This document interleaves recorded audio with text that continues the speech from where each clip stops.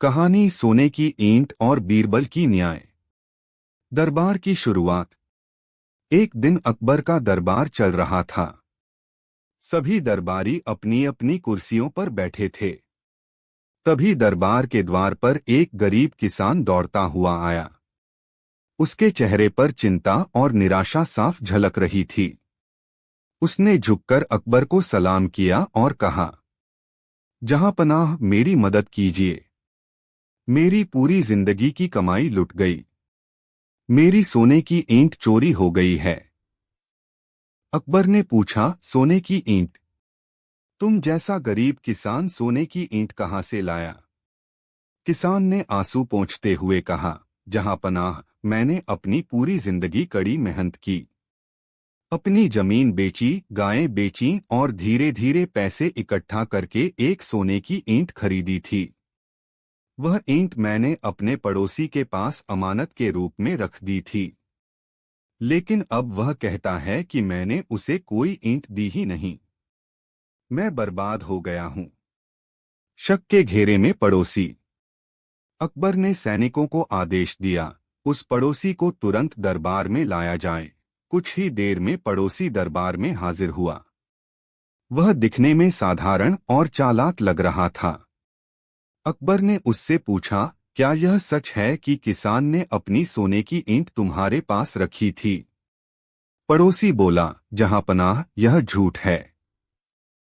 मैंने इसकी कोई ईंट नहीं देखी। यह मुझे फंसाने की कोशिश कर रहा है। अब अकबर उलझन में पड़ गए।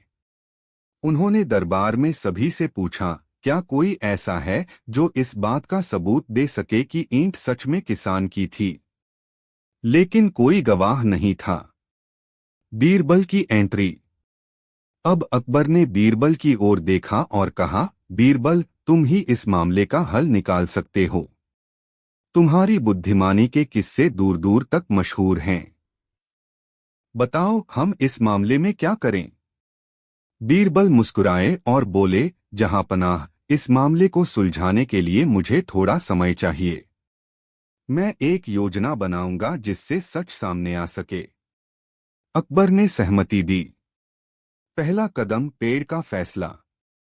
अगले दिन बीरबल ने किसान और उसके पड़ोसी को दरबार में बुलाया। उन्होंने कहा, मैंने सुना है कि दरबार के बाहर एक जादुई पेड़ है। वह झूठ और सच का भेद बता सकता है। इस पेड़ के पास जाकर सच बताने से सच अपने आप सामने आ जाएगा। किसान और पड़ोसी दोनों को पेड़ के पास भेजा गया।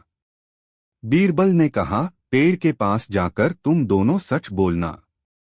पेड़ खुद तय करेगा कि कौन सही है और कौन गलत। दूसरा कदम, बीरबल की चालाकी। जैसे ही किसान और पड़ोसी पेड़ के पास गए, बीरबल ने सैनिकों से कहा, पड़ोसी के घर की तलाशी लो। ध्यान से देखो, क्या वहां कोई सोने की ईंट छिपाई गई है? सैनिक पड़ोसी के घर पहुंचे।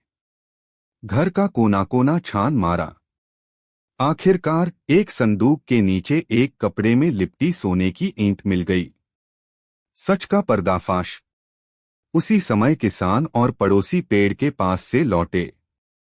बीरबल ने दरबार में सोने की ईंट पेश की और कहा, यह देखिए, यह ईंट पड़ोसी के घर से बरामद हुई है। उसने इसे छिपाकर रखा था।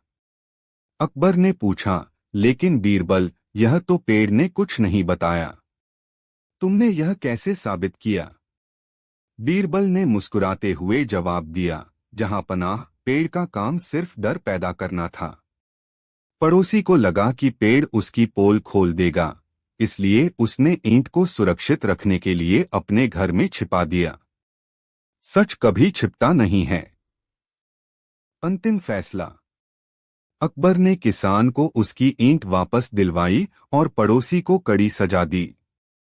उन्होंने कहा, झूठ और बेईमानी का अंत हमेशा बुरा होता है।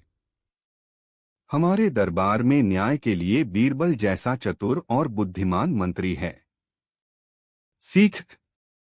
यह कहानी पूरे राज्य में फैल गई।